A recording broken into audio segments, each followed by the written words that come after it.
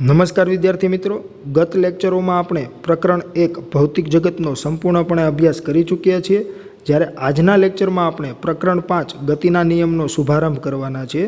तो विद्यार्थी मित्रों, आ प्रकरणनी शुभ शुरुआत करता पहला सरकारश्री द्वारा अभ्यासक्रम में करवामां आवेला सुधारा रिलेटेड आपणे चर्चा करी लईए।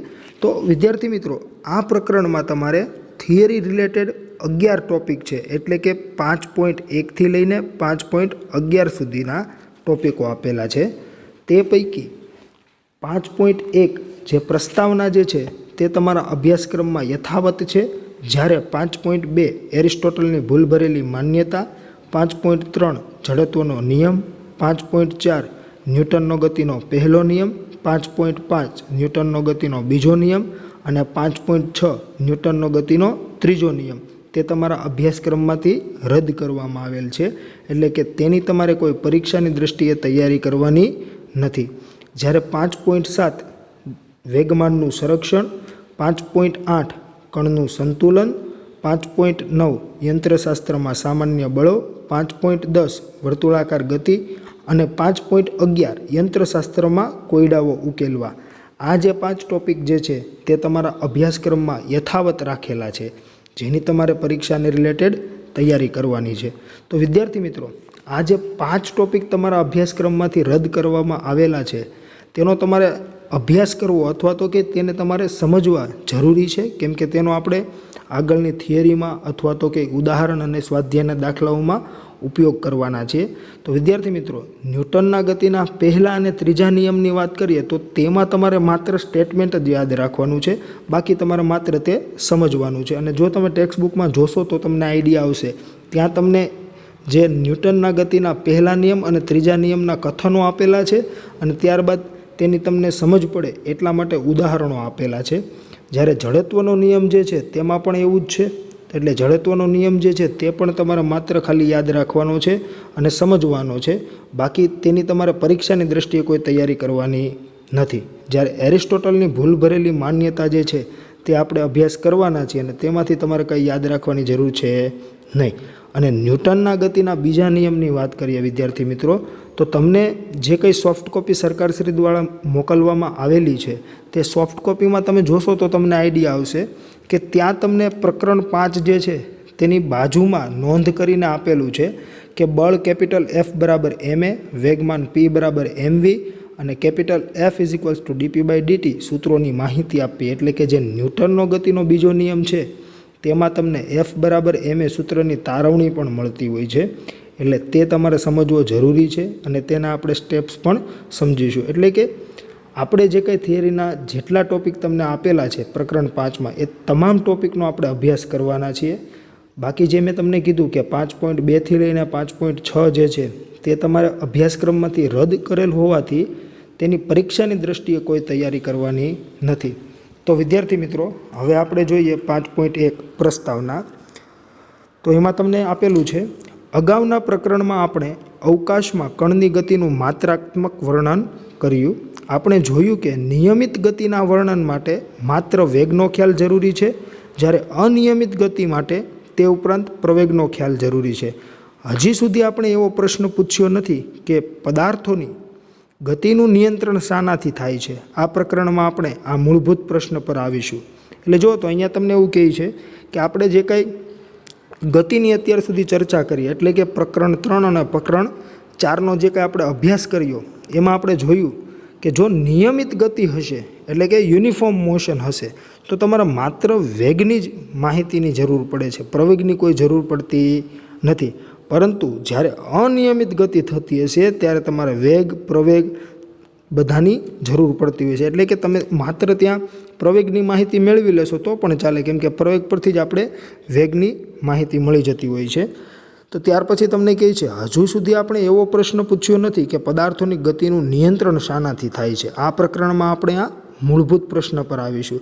એટલે કે ત્યાં આપણે માત્ર ગતિની ચર્ચા કરતા હતા, પણ ગતિનું નિયંત્રણ શેના દ્વારા થતું હોય અથવા તો કે ગતિ શેના લીધે થતી હશે તેની આપણે કોઈ ચર્ચા કરેલી નથી। તો એટલા માટે હવે આપણે આ પ્રકરણમાં તેનો અભ્યાસ કરવાના છે। તો તમને ત્યાં કીધેલું છે, પ્રારંભમાં ચાલો આપણા સામાન્ય અનુભવ પર આધારિત જવાબનું અનુમાન કરીએ। જો ત્યાં તમને ઉદાહરણો આપેલા છે, જે ઉદાહરણો આપણે જોઈશું એટલે તમને ખ્યાલ આવી જશે. સ્થિર રહેલા ફૂટબોલને ખસેડવા કોઈકે તેને લાત મારવી પડે, કોઈ પથ્થરને ઉપર ફેંકવા માટે કોઈકે તેને ઉપર તરફ ધકેલવો પડે, પવન વૃક્ષની ડાળીઓને ઝુલાવે છે, ભારે પવન ભારે પદાર્થોને પણ ખસેડી શકે છે, હલેસા માર્યા વિના પણ નાવ વહેતી નદીમાં ગતિ કરે છે. તો જુઓ તો વિદ્યાર્થી મિત્રો, આ તમને જે કાંઈ ઉદાહરણો આપેલા છે તે તમામ ઉદાહરણો પરથી તમે એવું કહી શકો કે પદાર્થને સ્થિર સ્થિતિમાંથી ગતિ કરાવવા માટે જરૂરી બળ પૂરું પાડવા માટે કોઈક બાહ્ય પરિબળ જરૂરી છે. જુઓ તો જે સ્થિર ફૂટબોલ હતો તેને તમે લાત મારો છો તો તમે પગથી શું કર્યું, એને કંઈક બાહ્ય બળ લગાડ્યું ને. બાહ્ય બળ એટલે શું, પહેલાં તો તમે જો એ સમજી લો. બાહ્ય એટલે કે બહારથી કંઈક બળ આપવામાં આવેલું હોય છે. અને જો બાહ્ય બળ પણ હોય છે અને આંતરિક બળ પણ હોય છે. આંતરિક બળ કોને કહેવામાં આવે, તો જે તે સિસ્ટમ જે છે તે સિસ્ટમ પોતાના અંદરના કોઈ પણ પરિબળોને લીધે જે કાંઈ બળ લગાડતી હોય છે, અથવા તો કે અંદરની કોઈ પણ પ્રક્રિયાને લીધે જે કાંઈ બળ લગાડતી હોય છે તેને આંતરિક બળ કહેવામાં આવે. અને જો બહારથી કંઈક બળ મળતું હશે તો તેને શું કહેવામાં આવતું હોય છે, તો કે તેને બાહ્ય બળ કહેવામાં આવતું હોય છે. તો અહીંયા આપણે ફૂટબોલને બાહ્ય બળ પૂરું પાડીએ છીએ પગ દ્વારા. એવી જ રીતે તમે કોઈ પથ્થરને ઉપર ફેંકવા માટે શું કરો છો, તો કે એને ઉપર તરફ ધકેલવો પડે છે, એટલે આપણે હાથ વડે તેને ધકેલીએ છીએ. પવન વૃક્ષની ડાળીઓને ઝુલાવે છે, એટલે પવન જે છે એ એને કંઈક બળ પૂરું પાડતું હશે. ભારે પવન ભારે પદાર્થોને પણ ખસેડી શકે છે. ત્યારબાદ કહે છે હલેસા માર્યા વિના પણ નાવ વહેતી નદીમાં ગતિ કરે છે. એટલે જો નદી વહેતી હશે તો તમારી જે કાંઈ નાવ, અથવા તો કે સાદી ભાષામાં કહીએ તો કે હોડી જે છે એને હલેસા માર્યા વગર પણ એ ચાલતી હશે. કેમ, તો કે ત્યાં જે નદીનો પ્રવાહ છે એના દ્વારા એને કંઈક બાહ્ય બળ મળતું હોય છે. એટલે તમને અહીંયા એવું કીધેલું છે. ત્યાર પછી કહે છે તે જ રીતે ગતિને ધીમી પાડવા કે અટકાવવા માટે પણ બાહ્ય બળ જરૂરી છે. જો કોઈ પદાર્થ ગતિ કરતો આવતો હશે અને તમારે એને અટકાવવો છે, એટલે કે સ્થિર કરવો છે, અથવા તો કે એને ધીમો પાડવો છે, તમારે શું કરવું પડે, તો કે એની ગતિની વિરુદ્ધ દિશામાં કંઈક બળ લગાડવું પડે. એટલે ત્યાં તમને આપેલું છે ઢાળ પરથી ગબડતા બોલને તેની ગતિની દિશાની વિરુદ્ધ દિશામાં બળ લગાડીને તમે અટકાવી શકો છો. ત્યાર પછી કહે છે વિદ્યાર્થી મિત્રો, આ બધા ઉદાહરણોમાં બળ લગાડતું બાહ્ય પરિબળ, એકમાં જો હાથ હતો, એકમાં પવન હતું, એકમાં જલપ્રવાહ. જલપ્રવાહ શેમાં, તો કે નદી જે વહેતી હતી એના લીધે જ હોડી ચાલતી હતી. ત્યાર પછી પવનની વાત કરેલી છે કે જે વૃક્ષની ડાળીઓ ઝૂલતી હતી તેના માટે. જે આપણે બોલને ઉપર તરફ ધકેલવાની વાત કરી તો એમાં હાથ વડે કંઈક બાહ્ય બળ મળતું હતું, જ્યારે ફૂટબોલ જે છે તેને કંઈક પગ દ્વારા મળતું હતું. આમ હોવું હંમેશ જરૂરી નથી. જો એનો મતલબ શું થયો, તો કે બાહ્ય બળ જો કંઈક તમે એને આપો છો તો જરૂરી નથી કે તમારે એના સંપર્કમાં આવવું જ જોઈએ. ઘણીવાર સંપર્કમાં આવ્યા વગર પણ તેને કંઈક બાહ્ય બળ મળતું હોય છે.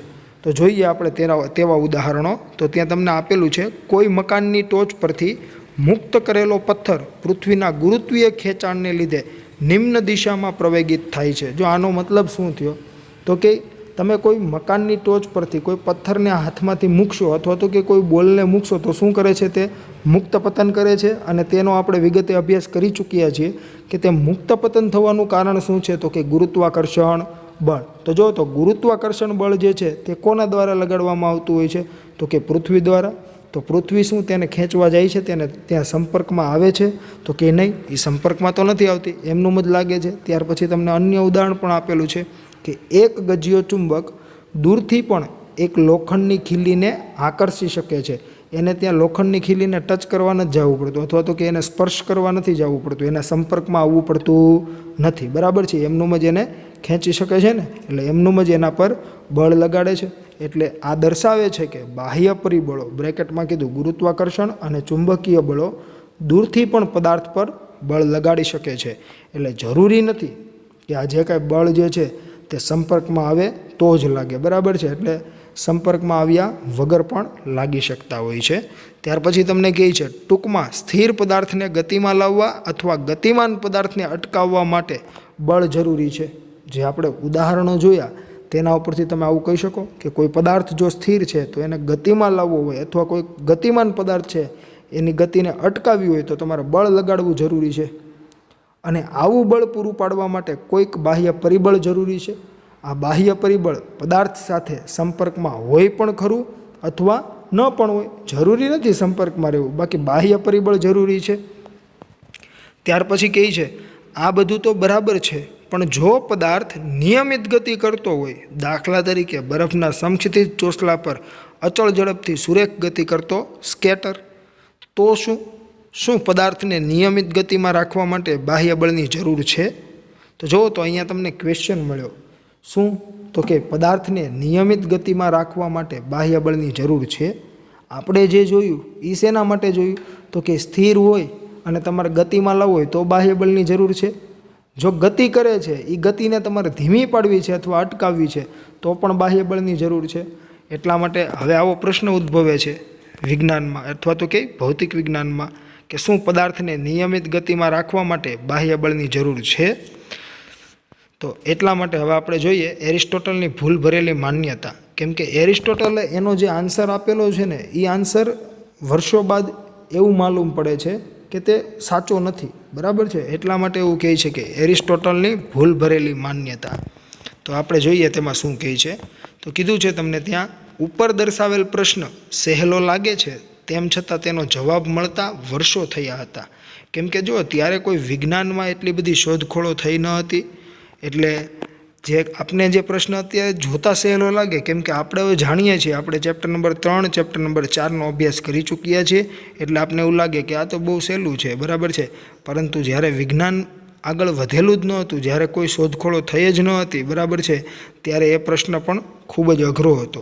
એટલા માટે તમને ત્યાં કહે છે કે તેમ છતાં તેનો જવાબ મળતા વર્ષો થયા હતા. ખરેખર આ પ્રશ્નનો ગેલેલિયોએ 17મી સદીમાં આપેલો સાચો જવાબ ન્યૂટનના યંત્રશાસ્ત્રનો પાયો હતો, જેણે આધુનિક વિજ્ઞાનના જન્મનો સંકેત આપ્યો. જો વિદ્યાર્થી મિત્રો, એરિસ્ટોટલ જે છે ને એમણે સ્ટેટમેન્ટ આપ્યું, પણ એ 2000 વર્ષ સુધી એમનું ચાલ્યું, તેને સ્વીકારવામાં આવેલું. બરાબર છે? પરંતુ ગેલેલિયોએ જે કંઈ શોધ કરી ત્યારબાદ તેને સાચું માનવામાં નથી આવતું. બરાબર છે? કેમ કે એરિસ્ટોટલની જે કંઈ માન્યતા હતી તે ખોટી પુરવાર થઈ અને ગેલેલિયોએ જડત્વનો નિયમ આપ્યો, અને એ જડત્વના નિયમ પરથી ન્યૂટને ગતિનો પહેલો નિયમ આપ્યો, ત્યાર પછી ન્યૂટને ગતિનો બીજો નિયમ આપ્યો, ત્યાર પછી ન્યૂટને ગતિનો ત્રીજો નિયમ આપ્યો, અને એવી રીતે ધીમે ધીમે યંત્રશાસ્ત્રમાં ઘણી બધી શોધખોળો થઈ અને યંત્રશાસ્ત્ર જે છે તેનો ખૂબ વિકાસ થયો. એટલે તમને કહે છે કે જેણે આધુનિક વિજ્ઞાનના જન્મનો સંકેત આપ્યો. ત્યાર પછી કીધું છે ગ્રીક ચિંતક એરિસ્ટોટલ ઈસવીસન પૂર્વે 384થી ઈસવીસન પૂર્વે 322 એવું માનતો હતો કે જો પદાર્થ ગતિમાં હોય તો તેને ગતિ ચાલુ રાખવા માટે કંઈક બાહ્ય અસર જરૂરી છે. આ મત મુજબ દાખલા તરીકે જો એને એવું કીધું ને કે જો પદાર્થ ગતિમાં હોય તો તેને ગતિમાં ચાલુ રાખવા માટે કંઈક બાહ્ય અસર જરૂરી છે. આ મત મુજબ તમને ત્યાં ઉદાહરણ આપેલું છે કે ધનુષમાંથી છોડેલું તીર ઉડ્યા કરે છે કારણ કે તીરની પાછળની હવા તેને ધકેલે જાય છે. આ મત વિશ્વમાં પદાર્થોની ગતિ અંગે એરિસ્ટોટલે વિકસાવેલ વિસ્તૃત વિચાર પદ્ધતિનો એક ભાગ હતો. ગતિ અંગેના એરિસ્ટોટલના મોટા ભાગના ખ્યાલો હવે અસત્ય હોવાનું જણાયું છે અને તેથી તે આપણને સ્પર્શતા નથી. બરાબર છે? એટલે એમણે જે કાંઈ ખ્યાલો આપેલા ગતિ અંગેના, બરાબર, તે આપણને સ્પર્શતા નથી. એનો મતલબ શું? કે તેને આપણે ફોલો કરવાની જરૂર નથી. બરાબર છે? કેમ કે તેમણે જે કાંઈ કીધેલું તે બધા જ ખ્યાલો હવે અસત્ય હોવાનું જણાયું છે. અત્રે આપણા હેતુ માટે ગતિ અંગેનો એરિસ્ટોટલનો નિયમ આમ લખાય. કેમ? તો કે પદાર્થને ગતિમાં ચાલુ રાખવા માટે બાહ્ય બળ જરૂરી છે. તો વિદ્યાર્થી મિત્રો, આ જે કાંઈ તમને ડાર્ક અક્ષર આપેલું છે કે પદાર્થને ગતિમાં ચાલુ રાખવા માટે બાહ્ય બળ જરૂરી છે, તે એરિસ્ટોટલની માન્યતા હતી. એટલે જે હમણાં આપણે મેં કીધું ને આવો પ્રશ્ન ઉદ્ભવેલો, બરાબર છે, તો એ પ્રશ્નનો જવાબ એરિસ્ટોટલે આવી રીતે આપેલો કે પદાર્થને ગતિમાં ચાલુ રાખવા માટે બાહ્ય બળ જરૂરી છે, અને એને જ એરિસ્ટોટલની ભૂલ ભરેલી માન્યતા કહેવાય છે. તો આપણે જે અત્યાર સુધીમાં જે કાંઈ અભ્યાસ કર્યો તેમાં તમારે માત્ર આટલું જ યાદ રાખવાનું છે કે એરિસ્ટોટલની ભૂલ ભરેલી માન્યતા શું હતી. તો કે એરિસ્ટોટલે એવું કીધેલું કે પદાર્થને ગતિમાં ચાલુ રાખવા માટે બાહ્ય બળ જરૂરી છે. ત્યાર પછી આગળ જોઈએ, આપણે જોઈશું કે ગતિ અંગેનો એરિસ્ટોટલનો નિયમ ભૂલ ભરેલો છે. આમ છતાં કોઈ પણ વ્યક્તિ સામાન્ય અનુભવમાંથી જે અભિપ્રાય ધરાવે એવો એ સ્વાભાવિક અભિપ્રાય છે. જો તો આટલા કહેવા એવું માગે છે કે એ ભૂલ ભરેલો નિયમ જે છે, બરાબર, પરંતુ એ નિયમ લગભગ કોઈક એવી વસ્તુને જોઈને આપ્યો હશે જેનું અત્યારે આપણે જો કોઈ ઉદાહરણ આપવું હોય તો તમે એવું આપી શકો સામાન્ય અભિપ્રાય મુજબ કે એક નાનું બાળક પણ સાદી રમકડાની કાર વડે રમતા જાણે છે કે તે કારને જમીન પર ગતિમાં રાખવા માટે તેની સાથે જોડેલી દોરીને અમુક બળથી ખેંચતા રહેવું પડે છે. જો તે દોરીને છોડી દે છે તો કાર સ્થિર થાય છે. જો તો કોઈ નાનું બાળક હશે, બરાબર, તે લાકડાની કોઈ કાર હોય અથવા તો કે પ્લાસ્ટિકની કોઈ કાર હોય અથવા લોખંડનું કોઈ ટ્રેક્ટર છે અથવા અન્ય કોઈ સાધન છે જેને તે દોરી વડે બાંધે અને પોતે દોરી હાથમાં પકડીને ચાલ્યા કરશે ત્યાં સુધી શું થશે તો કે ત્યાં સુધી જે તે કાર અથવા અન્ય કોઈ વાહન હશે તે ચાલશે. જેવી એ હાથમાંથી દોરી મૂકી દેશે શું થઈ જશે, તે વાહન સ્થિર થઈ જાય છે. એટલા માટે તેને આપણે આની સાથે સરખાવી શકીએ કે પદાર્થને ગતિમાં ચાલુ રાખવા માટે બાહ્ય બળ જરૂરી છે. પરંતુ વિદ્યાર્થી મિત્રો, ત્યાં કાર સ્થિર થાય છે તેનું કારણ શું છે તો કે ત્યાં તેની ગતિને અટકાવવા માટે કંઈક અન્ય બળ લાગે છે, એટલા માટે તે સ્થિર થાય છે, જે એમને ખબર હતી નહીં. કોને તો કે એરિસ્ટોટલને. એટલે તમે જો અહીંયા આગળ શું કહે છે તો કે પૃથ્વી પર જોવા મળતી ગતિમાં આ એક સામાન્ય અનુભવ છે. પદાર્થોને ગતિમાં ચાલુ રાખવા માટે બાહ્ય બળો જરૂરી હોય તેવું લાગે છે. જો પદાર્થોને માત્ર તેમના પર છોડી દેવામાં આવે તો બધા પદાર્થો અંતે તો સ્થિર થઈ જાય છે. જેમાં આપણે આ ગાડીની વાત કરીએ એવી જ રીતે હું તમને એમ કહું કે તમે કોઈ ફ્લોર છે અથવા તો કે તમે કોઈ પણ જગ્યાએ સમતલ સપાટી ઉપર અથવા તો કે કોઈ ઢોળાવવાળી સપાટી પર કોઈ પદાર્થને ગતિ કરાવો છો તો શું થાય છે, એક સમય પછી સ્થિર થઈ જાય છે ને, એ પોતાની ગતિ એમનું ચાલુ રાખી શકતો નથી. એટલે એમણે જે કીધું એ તમે અત્યારે રિયલ લાઈફમાં જોશો ને તો તમને એવું લાગશે કે એ સાચું જ છે કે કોઈ પણ પદાર્થને ગતિમાં ચાલુ રાખવા માટે બાહ્ય બળ જરૂરી છે. જો તમે બળ નહીં લગાડો તો એ શું કરશે તો કે થોડા સમય બાદ સ્થિર થઈ જશે. પણ વિદ્યાર્થી મિત્રો, એ સ્થિર થવાનું કારણ શું છે એ હવે આપણે જોઈએ. તો કે એરિસ્ટોટલની દલીલમાં ભૂલ કઈ છે તો જવાબ આ છે, ગતિ કરતી રમકડાની કાર સ્થિર થાય છે કારણ કે જમીન વડે કાર પર લાગતું ઘર્ષણનું બાહ્ય બળ તેની ગતિનો વિરોધ કરે છે. એટલે જે સ્થિર થઈ જાય છે ને રિયલ લાઈફમાં આપણે જે કાંઈ પદાર્થો અથવા કે વાહનોની ચર્ચા કરીએ તો તેનું કારણ આ જ છે, ઘર્ષણ બળ. ઘર્ષણને લીધે શું થતું હોય છે, તે સ્થિર થતા હોય છે, જે તેની ગતિનો શું કરતું હોય છે, વિરોધ કરતું હોય છે. અને ઘર્ષણ બળ જે છે તે હંમેશા સપાટીને સમાંતર લાગતું હોય છે. હું તમને જો કહું કોઈ ઉદાહરણ દ્વારા તો કે સમજો કે કોઈ આવી સપાટી છે, તેના પર આ કોઈ વાહન છે એ આ તરફ ગતિ કરે છે, બરાબર છે, તો ઘર્ષણ બળ કઈ તરફ લાગતું હશે તો કે ઘર્ષણ બળ સપાટીને સમાંતર એટલે કે આ તરફ લાગતું હશે, બરાબર છે. જે ગતિની હંમેશા કઈ દિશામાં હોય તો કે વિરુદ્ધ દિશામાં હોય, બરાબર, જેની તમારે ખાસ નોંધ લેવી. ત્યાર પછી વિદ્યાર્થી મિત્રો આપણે આગળ સમજીએ. આ બળનો સામનો કરવા માટે બાળકને ગતિની દિશામાં કાર પર બાહ્ય બળ લગાડવું પડે છે. જ્યારે કાર નિયમિત ગતિમાં હોય છે ત્યારે તેની પર કોઈ ચોખ્ખું બાહ્ય બળ લાગતું નથી. એટલા માટે તમને અહીંયા એવું કીધું કે જો એ ઘર્ષણ બળ જે ગતિની વિરુદ્ધ દિશામાં લાગે છે ને, બરાબર, જેના લીધે એ સ્થિર થઈ જાય છે, તો હું એક કામ કરું તો કે જેટલું ઘર્ષણ બળ લાગે છે ને એટલું જ જો હું સામું વિરુદ્ધ દિશામાં બળ લગાડું, બરાબર છે, તો શું થશે તો કે જે કંઈ ઘર્ષણ બળ છે એ શું થઈ જાય, નાબૂદ થઈ જાય. તો ચોખ્ખું બાહ્ય બળ જે છે એ શું થઈ જશે, શૂન્ય. એટલે તમે એવું કહી શકો કે ચોખ્ખું બાહ્ય બળ લાગતું નથી, બરાબર. અને જો ખાસ સમજો, મેં તમને કીધું ને કે સપાટીને સમાંતર આ તરફ બળ લાગે છે જેને આપણે શું કહીએ છીએ, ઘર્ષણ બળ. જ્યારે પદાર્થ આ તરફ ગતિ કરે છે ત્યારે તો જો તો તમે શું કરશો, આ તરફ એને ખેંચશો ને એટલે તમે બળ કઈ તરફ લગાડ્યું, આ તરફ, જેને આપણે શું કહી દઈએ, F1. આ જે ઘર્ષણ બળ લાગે છે એને શું કહી દઈએ, F2. હવે મેં તમને શું કીધું હતું તો કે જેટલું ઘર્ષણ બળ લાગે છે તેટલું જ તમારે બળ લગાડવાનું છે. એટલે F1 સદિશ હશે, કેમ કે બળ જે છે એ સદિશ રાશિ છે. તો જો તો F1ની દિશા અને F2ની દિશા જે પરસ્પર કેવી હશે, વિરુદ્ધ હશે.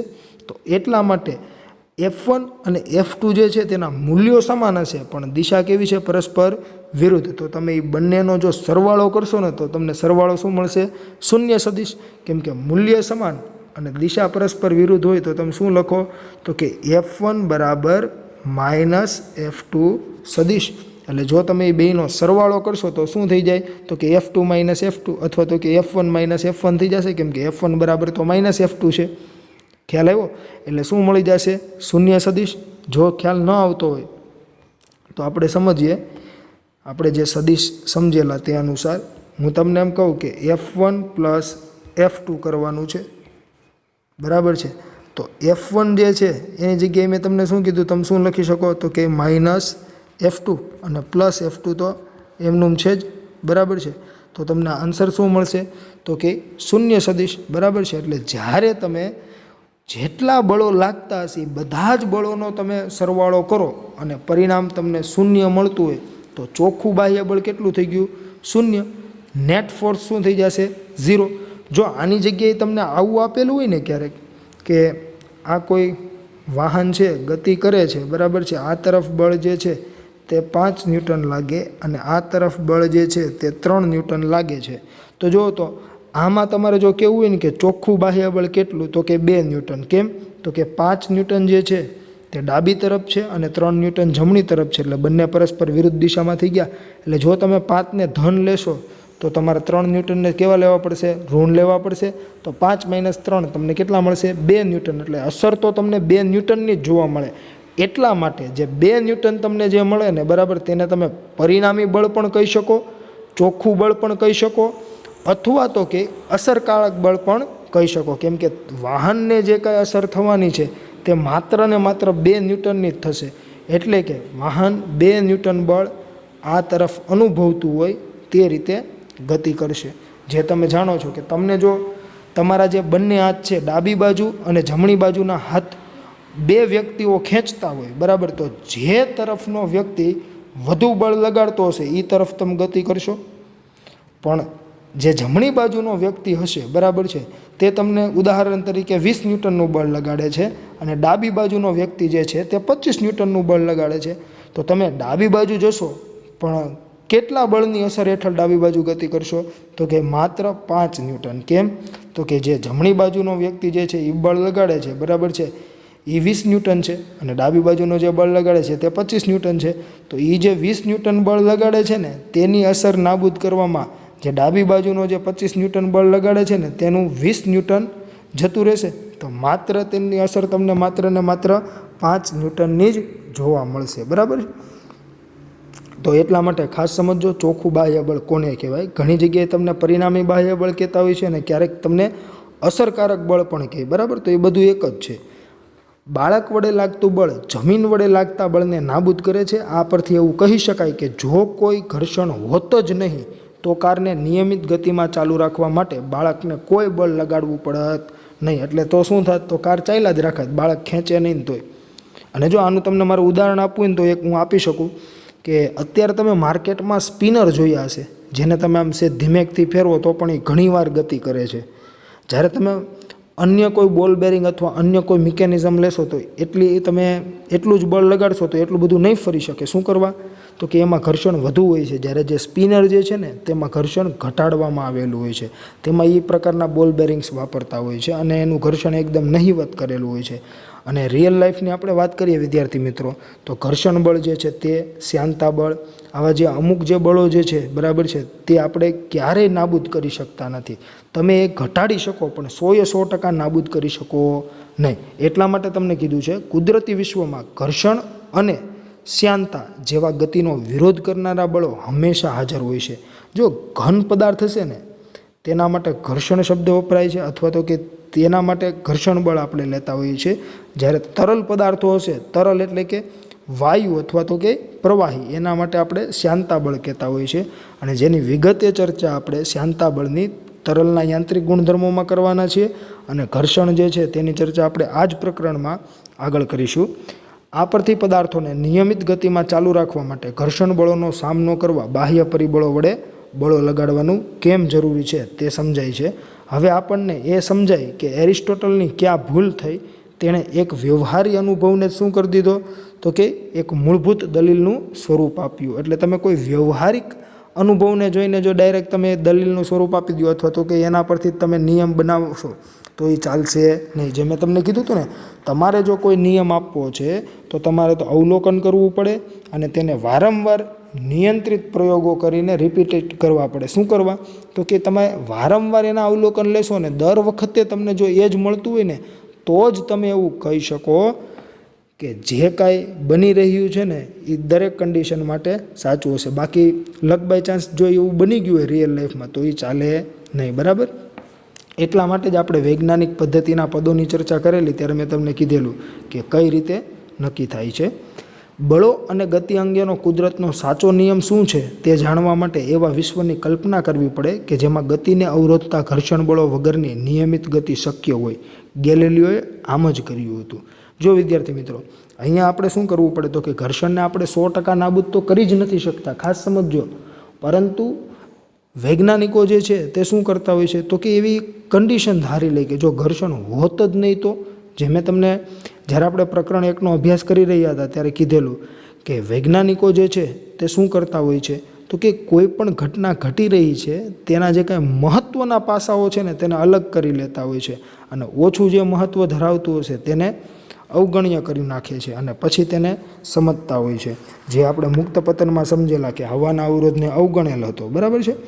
તો વિદ્યાર્થી મિત્રો 5.3 જડત્વનો નિયમ જે હવે આપણે જોઈએ તો જો અહીંયા તમને કીધું કે ગેલિલિયોએ આમ જ કર્યું હતું. એનો મતલબ શું થયો તો કે ગેલિલિયોએ ઘર્ષણ બળ વગરની ગતિ જોઈ હતી. બરાબર છે. એટલે પહેલાં જો ગેલિલિયો માટે તમને ત્યાં 3 એને જે કાંઈ પ્રાયોગિક રીતો જે જોયેલી બરાબર છે તેની માહિતી આપેલી છે કે ગેલિલિયોએ ઢળતા સમતલ પર પદાર્થની ગતિનો અભ્યાસ કર્યો. ઢળતું સમતલ એટલે કે ઢાળવાળી સપાટી.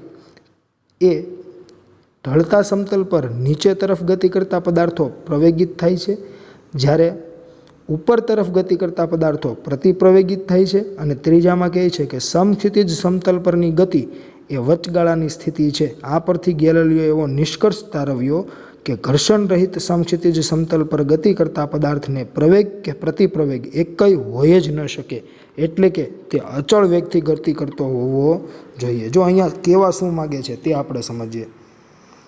તમને અહીંયા એવું કહેવા માગે છે કે આ જે કંઈ તમને 3 આકૃતિ આપેલી છે ને તે પૈકી આ જે પ્રથમ આકૃતિ છે એમાં તમે જોઈ શકો છો કે જે કાંઈ સપાટી છે ને એ ઢોળાવવાળી છે. તેમાં થાય છે શું તો કે જે કાંઈ પદાર્થ છે એ નીચે તરફ ગતિ કરે છે, જ્યારે બીજી આકૃતિ જે છે તેમાં શું કરે છે તો કે તેમાં દડો જે છે તે ઉપર તરફ ગતિ કરે છે. તો અહીંયા તમે જોશો ને તો તમને આઈડિયા આવશે કે જો તમે કોઈ દડાને આમ નીચે તરફ ગતિ કરાવો ઢોળાવવાળી સપાટીમાં, બરાબર, તો શું થાય તો કે પ્રવેગિત ગતિ કરશે. પ્રવેગી એટલે કેવી કે વેગમાં વધારો થતો હોય એવી ગતિને શું કહેતા હોઈએ છીએ આપણે? પ્રવેગી ગતિ.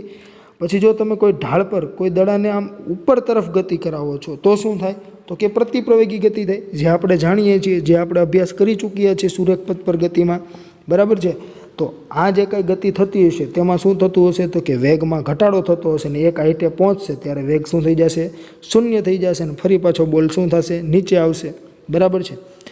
જો એ એક્ઝેક્ટ આ પોઈન્ટ જે છે બરાબર છે ત્યાં ન પહોંચે તો, જો એ આ પોઈન્ટ જે છે બરાબર તે પોઈન્ટને વટી જશે તો શું થશે તો કે તો પછી આ તરફ નીચે આવતો રહેશે ને. બરાબર છે.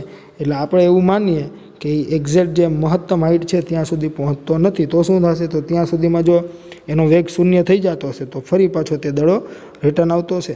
ત્યાર પછી તમને ત્રીજી વાત એવી કરેલી છે કે સમક્ષિતિજ એટલે કે આ જે હોરિઝોન્ટલ જે સપાટી છે તેના પર જો તમે કોઈ દડાને ગતિ કરાવો તો શું થાય તો કે તે આના વચગાળાની ગતિ, એટલે જુઓ તો પહેલા કિસ્સામાં આપણે એવું કહીએ છીએ પ્રવેગી ગતિ કરે એટલે કે વેગમાં વધારો થાય. બીજા કિસ્સામાં શું કીધું તો કે વેગમાં ઘટાડો થશે, પ્રતિપ્રવેગી ગતિ કરશે, ઉપર તરફ જશે તો. બરાબર છે. જ્યારે આમાં શું છે તો કે ઉપર નથી જતો બોલ અને નીચે નથી જતો તો શું થવો જોઈએ તો કે વેગમાં કાંઈ ફેરફાર થવો જોઈએ નહીં. એટલે એવું કહી છે કે વચગાળાની ગતિ. ખાસ સમજો, પહેલામાં શું કીધું વેગમાં વધારો, બીજામાં વેગમાં ઘટાડો એટલે પ્રતિપ્રવેગી, જ્યારે ત્રીજામાં શું તો કે એ વચગાળાની સ્થિતિ છે. એટલે જો હું ઘર્ષણ જ ન લેતો હોય એટલે કે ઘર્ષણ રહિત સપાટીઓ લીધી હોય તો આ જે કંઈ સમક્ષિતિજની જે કાંઈ વાત થઈ જે અહીંયા આપણે ત્રીજામાં જોયું બરાબર છે તે દરમિયાન દડો જે છે તે નિયમિત વેગથી એમનું ગતિ કર્યા જ રાખવો જોઈએ જો ઘર્ષણ ન હોય તો. બરાબર છે. એટલે એમણે ઘર્ષણ વગરની જ કન્ડિશન લીધેલી. આપણે જાણીએ છીએ રિયલ લાઈફમાં તો ઘર્ષણ હોય જ છે, એટલે શું થાય છે તો કે થોડી વાર પછી દડો સ્ટોપ થઈ જતો હોય છે.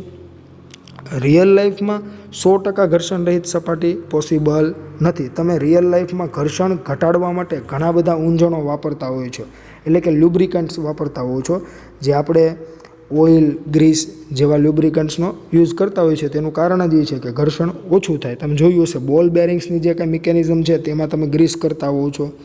અન્ય ઘણી જગ્યાએ, એટલે કે જ્યારે તમે ઘરના દરવાજા જે છે તેના આપણે સાદી ભાષામાં કહીએ કે આગળિયા જે છે તે બંધ ન થતા હોય બરાબર સરખા, અથવા તો કે બંધ કરો ત્યારે ઘણીવાર ઘર્ષણ થતું હોય, અવાજ આવતો હોય છે, ત્યારે આપણે શું કરતા હોઈએ છીએ તો કે ત્યાં ઓઇલ લગાડતા હોય અથવા તો કે તેલ લગાડતા હોઈએ છીએ, જેથી કરીને શું થાય તો કે ઘર્ષણ ઓછું થાય અને સરળતાથી આપણે લોક કરી શકીએ.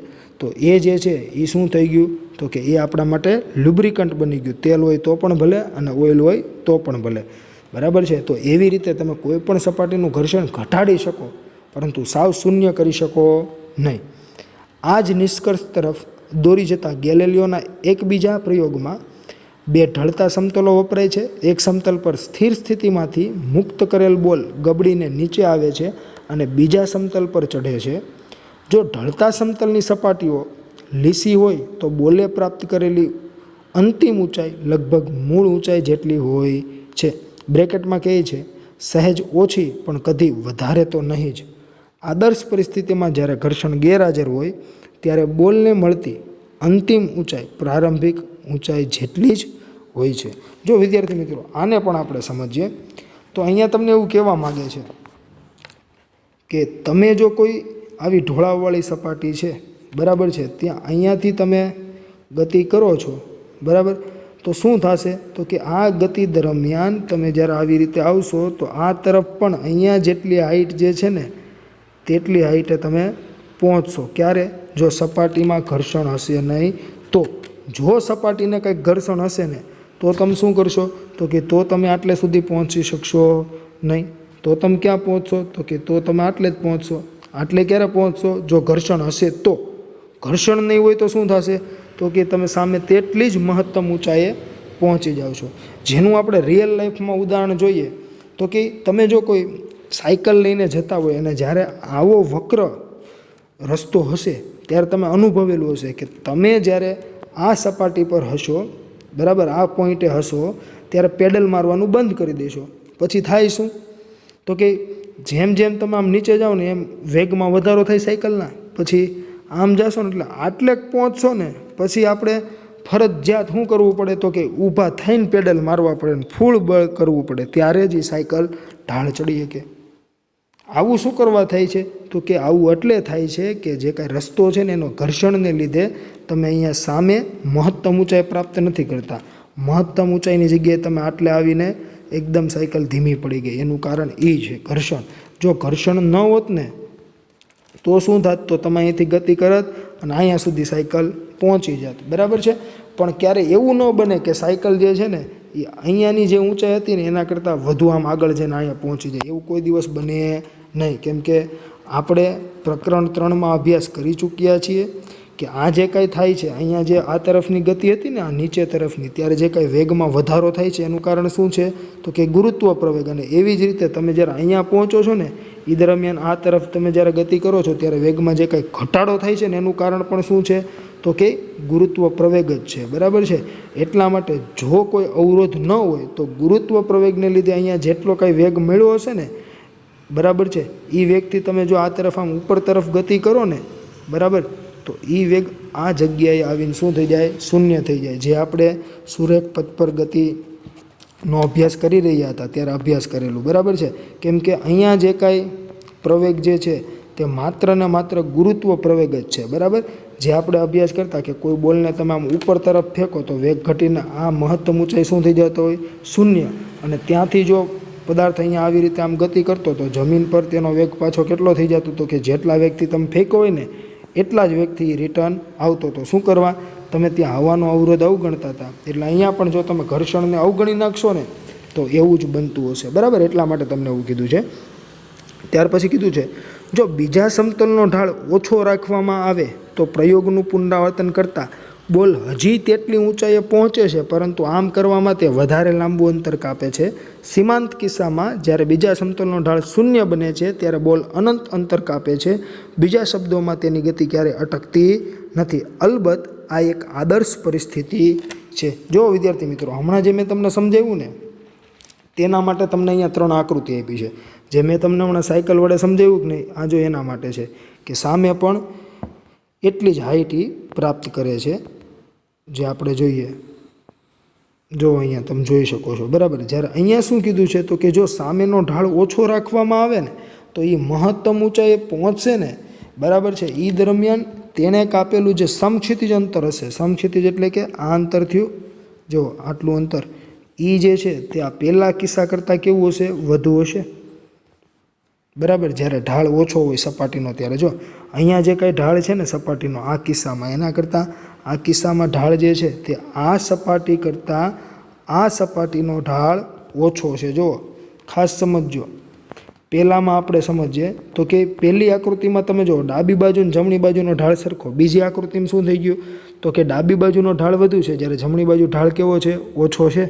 એટલે તમે જ્યારે કોઈ વધુ ઢાળવાળી સપાટીથી સાયકલ લઈને નીચે ઉતરતા હોવ, બરાબર છે, ને પછી સામેની સપાટીએ ઢાળ બહુ ઓછો હોય તો શું થઈ જાય છે તો તમે વધારે સ્પીડથી ગતિ કરો છો તો તમે સામે એટલી જ મહત્તમ ઊંચાઈ સુધી પહોંચી જશો, બરાબર છે.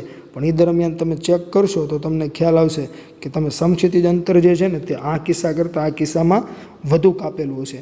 અને તેવી જ રીતે જો ઘર્ષણ રહિત સપાટી હોય અને હું કોઈ બોલને જો આ સ્થાનેથી છોડી દેતો હોય, જે આપણે અહીંયા આકૃતિમાં તમે જોઈ શકો છો, બરાબર, તો થશે શું તો કે તે નીચે તરફ આવશે ને ત્યારે વેગ વધશે, અને આ પોઈન્ટે કંઈક એનો વેગ બની ગયો જે કાંઈ મેક્ઝિમમ બનવાનો હતો તે. પછી જો અહીંયા ઘર્ષણ નહીં હોય ને તો સમક્ષિતિજ દિશામાં એ શું કરશે, ગતિ કર્યા જ રાખશે, એના વેગમાં કોઈ ઘટાડો નહીં થાય. કેમ કે આપણે એવું કહીએ છીએ કે ઘર્ષણ નથી, જો ઘર્ષણ હોય તો એ સ્થિર થઈ જાય, પરંતુ જો ઘર્ષણ ન હોય તો એને કોઈ રોકવાવાળું છે જ નહીં, એટલે એ શું કર્યા રાખશે, ગતિ કર્યા જ રાખશે, અનંત અંતર સુધી ગતિ કરશે, ક્યાંય ઊભું રહેશે નહીં, બરાબર. એટલે એવું તમને ત્યાં કહે છે.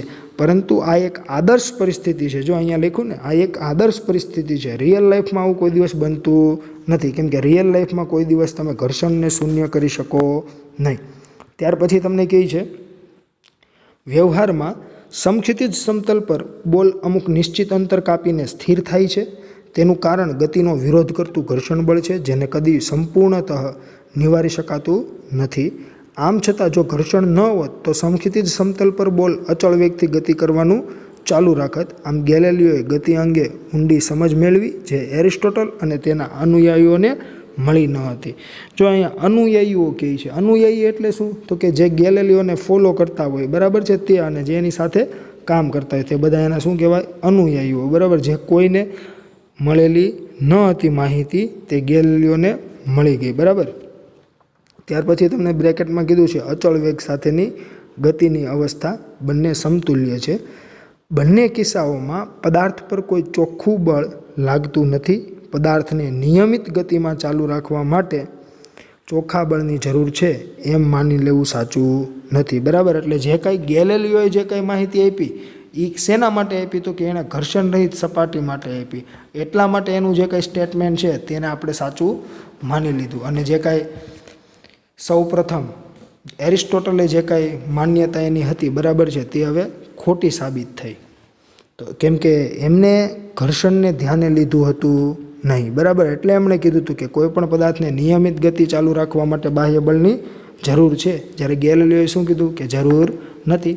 એટલે જો અહીંયા કહે છે કે પદાર્થને નિયમિત ગતિમાં ચાલુ રાખવા માટે ઘર્ષણનો સામનો કરવા માટે આપણે બાહ્ય બળ લગાડવું પડે છે કે જેથી બંને બળોનો સરવાળો થઈ ચોખ્ખું બાહ્ય બળ શું બનશે, શૂન્ય બનશે, બરાબર છે. એટલે એ ખાસ સમજજો, જે ચોખ્ખું બળ કોને કહેવાય એ મેં તમને હમણાં સમજાવ્યું, બરાબર.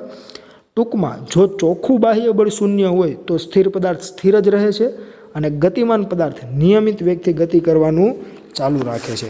હવે જુઓ તો આ જે કંઈ તમને અહીંયા સ્ટેટમેન્ટ આપેલું છે, જો આ મહત્ત્વનું છે. તમારે જે કાંઈ જડત્વનો નિયમ છે ને એ આટલો જ છે, તમારે આટલું જ સમજવાનું છે અને આટલું જ યાદ રાખવાનું છે, બરાબર છે. બાકી કાંઈ તમારે યાદ રાખવાની જરૂર છે નહીં, બરાબર. બાકી તમને બધું પ્રયોગો જે કાંઈ હતા, બરાબર છે, એ આપણે સમજેલા છીએ. તો આ તમને જે કાંઈ વાત કરેલી છે ને એ શું વાત છે એ આપણે સમજીએ.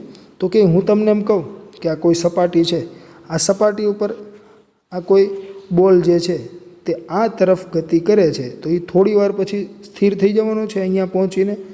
જેનું કારણ શું છે તો કે ઘર્ષણ બળ. જે કઈ તરફ લાગતું હોય તો કે એની ગતિની વિરુદ્ધ દિશામાં, એટલે કે સપાટીને સમાંતર આ તરફ લાગતું હશે.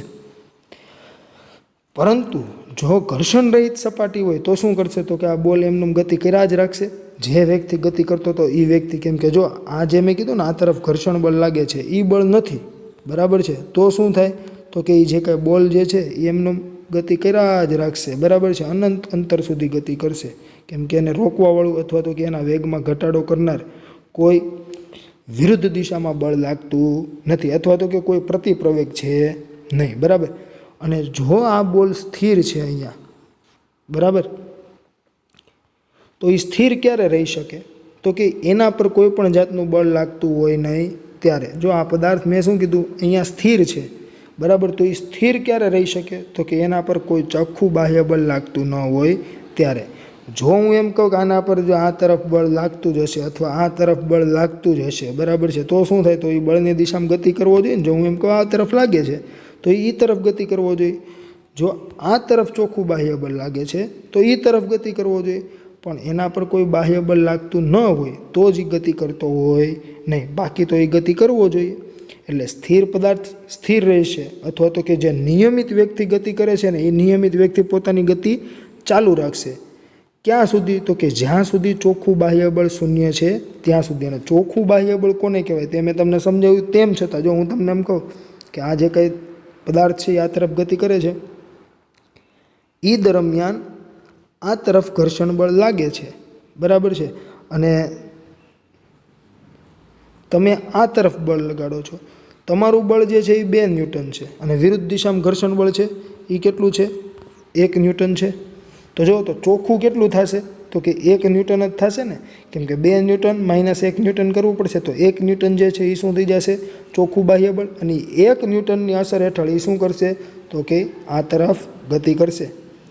જો આ 2 ન્યૂટન છે એ મુજબ આ પણ 2 ન્યૂટન હોત, બરાબર છે, તો ચોખ્ખું બાહ્ય બળ શું થઈ જાય? 0. હવે જો તો આ દિશામાં જેટલું બળ લાગે છે ને એટલું જ આ દિશામાં બળ લાગે છે. તો જો આ પદાર્થ સ્થિર હોય ને તો એ સ્થિરનો સ્થિર જ રહે. જે મેં તમને હાથવાળી વાત કરી હતી ને, તમારો ડાબો હાથ કોઈક ખેંચે છે ને જમણો હાથ કોઈક ખેંચે છે, 2 હાથ જો 2 સરખા બળથી ખેંચતા હોય તો તમે એકય સાઈડ ન જાઓ, તમે જ્યાં છો ત્યાં જ રહો, બરાબર છે. અને જો આ દડો આ તરફ ગતિ કરતો હોત, એટલે કે આ તરફ ગતિ કરતો હોત, બરાબર છે, અને ચોખ્ખું બાહ્ય બળ 0 હોત તો, એટલે કે હું તમને આ સમજાવું. જો આ તરફ એ ગતિ કરતો હતો, બરાબર છે, 40 મીટર પર સેકન્ડના વેગથી. હવે કોઈક વ્યક્તિ જે છે તેને અહીંયાથી આ તરફ કંઈક બળ લગાડે છે 5 ન્યૂટનનું, અને એવી જ રીતે ઘર્ષણ બળ પણ આ તરફ 5 ન્યૂટનનું છે. તો જો તો ચોખ્ખું બળ કેટલું થઈ ગયું? 0 થઈ ગયું, કેમ કે 5 ન્યૂટનનું કોઈ વ્યક્તિ આ તરફ લગાડે છે અને 5 ન્યૂટનનું જ ઘર્ષણ બળ આ તરફ છે. તો બોલ શું કરશે? તો કે 40 મીટર પર સેકન્ડની એમનું પોતાની ઝડપ જે છે તે અચળ જાળવી રાખશે, કેમ કે એના ઉપર કોઈ ચોખ્ખું પરિણામી બાહ્ય બળ છે નહીં, બરાબર છે. એટલા માટે એટલે આ ખાસ સમજજો. એટલે પોતાની જે કાંઈ સ્થિતિ છે તે એમનું જાળવી રાખશે. ક્યાં સુધી? જ્યાં સુધી તેના પર કોઈ બાહ્ય બળ ચોખ્ખું લાગતું હોય નહીં ત્યાં સુધી, બરાબર. એટલે તમને અહીંયા કીધું છે કે જો ચોખ્ખું બાહ્ય બળ 0 હોય તો સ્થિર પદાર્થ સ્થિર જ રહે છે અને ગતિમાન પદાર્થ નિયમિત વેગથી ગતિ કરવાનું ચાલુ રાખે છે. પદાર્થના આ ગુણધર્મને શું કહેવાય છે? જડત્વ કહે છે. અને વિદ્યાર્થી મિત્રો, જડત્વ એટલે શું? તો કે જડત્વ એટલે ફેરફારનો વિરોધ, બરાબર છે. જે અહીંયા કીધું ને કે સ્થિર હતો તો શું થયું? સ્થિર રહ્યો. અને અચળ વ્યક્તિ ગતિ કરતો હતો તો અચળ વ્યક્તિ પોતાની ગતિ ચાલુ રાખી. એટલે પોતાને જે કાંઈ હું તમને ઉદાહરણ આપું તો તમે એનું જડત્વનું ઉદાહરણ એવું આપી શકો કે કોઈ ફૂટબોલ જે છે તેને તમે લાત મારો છો, એ દરમિયાન તમે પગ વડે કંઈક બાહ્ય બળ આપો છો, અને એ બાહ્ય બળને લીધે એ સ્થિર ફૂટબોલ શું કરે છે? ગતિમાં આવે છે. જેટલી સાઇઝનો ફૂટબોલ છે એટલી જ સાઇઝનો તમે કોઈ પથ્થર મૂકી દો અને જેટલું તમે ફૂટબોલને બાહ્ય બળ આપ્યું એટલું જ બાહ્ય બળ હવે એ પથ્થરને આપો તો શું થશે? તો એ પથ્થર ગતિમાં આવે પણ ન પણ આવે. જો પથ્થર સિમેન્ટ કોન્ક્રીટનો બનેલો હશે, કોન્ક્રીટ પથ્થર હશે, બરાબર, તો ગતિમાં નહીં આવે, આપણો પગ તૂટી જશે, બરાબર છે. એટલે એનું કારણ એ છે કે એનું જડત્વ વધુ છે. જો એણે પોતાની સ્થિતિ એમનું જાળવી રાખી અને ફેરફારનો વિરોધ કર્યો. જ્યારે ફૂટબોલ જે છે ને એ ફેરફારનો વિરોધ ન કરી શકો, તમે લાત મારીને એટલે એને ગતિમાં આવવું જ પડ્યું. એ સ્થિર હતો પણ એને શું કર્યું? ગતિમાં આવી ગયો. એટલે એ ફેરફારનો વિરોધ કરી શકો નહીં. જ્યારે જે કોન્ક્રીટ પથ્થર હશે બરાબર એણે ગતિનો વિરોધ કર્યો એટલે તમે એને બળ લગાડ્યું ને તો એણે તમને સામું બળ આપ્યું એટલે આપને પગમાં વાગી ગયું. એટલે એ જે છે એટલે તમે એવું કહી શકો કે પથ્થરનું જડત્વ વધુ હતું કોના કરતાં? ફૂટબોલ કરતાં. અને જડત્વ જે છે એ દળ પર પણ આધાર રાખે છે અને દળ જે છે એ ઘનતા પર પણ આધાર રાખે. બરાબર છે. એટલા માટે જે ભારે પદાર્થ હોય ને એનું જડત્વ વધુ હોય, જે આપણે વિગતે ચર્ચા કરવાના છીએ પ્રકરણ 7માં મોમેન્ટ ઓફ ઇનર્શિયામાં. પદાર્થ તેની સ્થિર અવસ્થા કે નિયમિત ગતિની અવસ્થા બદલતો નથી સિવાય કે કોઈ બાહ્ય બળ તેને તે અવસ્થા બદલવા માટે ફરજ પાડે. જે આપણે કીધું ને ચોખ્ખું બાહ્ય બળ જો શૂન્ય હશે ને તો પોતાની સ્થિતિ જાળવી રાખશે, પણ જો કંઈક બાહ્ય બળ હશે ચોખ્ખું તો એ બાહ્ય બળની અસર હેઠળ શું કરશે? ગતિ કરશે. બરાબર છે. તો ખાસ સમજજો અને એ પ્રમાણે જેનામાં ફેરફાર થતો હોય છે તે આપણે હવે કામ કરીએ. આજનો લેક્ચર જે છે તે અહીંયા સુધી રાખીએ, કેમ કે ન્યૂટનનો ગતિનો પહેલો નિયમ જે છે તે થિયરી થોડી મોટી છે. એટલે જો આપણે આજના લેક્ચરમાં એ જોશું તો આપણો જે લેક્ચર જે છે તેની સમય મર્યાદા વધી જશે. એટલે આપણે અહીંયા સુધી આપણે આજનો લેક્ચર રાખીએ. અને આ લેક્ચરમાં જો તમને કોઈ પણ જાતનો પ્રશ્ન હોય તો તમે મારો સંપર્ક કરી શકો છો. અને એક ખાસ વસ્તુ સમજજો, જે મેં તમને કીધું 5.1 જે છે તે આપણા સિલેબસમાં યથાવત છે. 5.2 અને 5.3 જે છે તે પરીક્ષાની દ્રષ્ટિએ તમારે તૈયાર કરવાના નથી, પરંતુ તે આપણે સમજવા જરૂરી હતા, જેથી આપણે તે સમજ્યા છીએ. અને તેમાંથી મેં તમને કીધું એ મુજબ જે જડત્વનો નિયમ જે છે ગેલેલિયોનો, તેમાં તમારે જે લાસ્ટ ફકરો જે છે તે ખાસ સમજવાનો છે અને તે યાદ પણ રાખવું. જડત્વ એટલે શું? તો કે ફેરફારનો વિરોધ. અને કોઈ પણ પદાર્થના જડત્વનો ગુણધર્મ તમે કોને કહી શકો? તો કે જો ચોખ્ખું બાહ્ય બળ શૂન્ય હોય તો સ્થિર પદાર્થ સ્થિર જ રહે છે અને ગતિમાન પદાર્થ નિયમિત વેગથી ગતિ ચાલુ રાખે છે તેને આપણે શું કહીએ છીએ? તો કે પદાર્થનો જડત્વનો ગુણધર્મ કહેતા હોઈએ છીએ. ત્યાર પછીની વાત કરીએ તો કે આપણે એરિસ્ટોટલની ભૂલ ભરેલી માન્યતા જે જોઈ બરાબર છે, તેમાં તમારે માત્ર એ જ ખાલી સમજવાનું હતું અને એ જ યાદ રાખવાનું હતું કે પદાર્થને ગતિમાં ચાલુ રાખવા માટે બાહ્ય બળ જરૂરી છે. એ એમની ભૂલ ભરેલી માન્યતા શું કરવા હતી? બરાબર છે. અને તમને જો કોઈ એવું પૂછે તો તમને આવડવું જોઈએ કે પદાર્થને ગતિમાં ચાલુ રાખવા માટે બાહ્ય બળ જરૂરી છે, એ એરિસ્ટોટલની ભૂલ હતી. બરાબર. એટલા માટે તમારા નોલેજ માટે તમારે તે યાદ રાખવાનું છે. અને જડત્વ જે મેં કીધું તે પણ તમારે યાદ રાખવાનું છે. અસ્તુ. આભાર.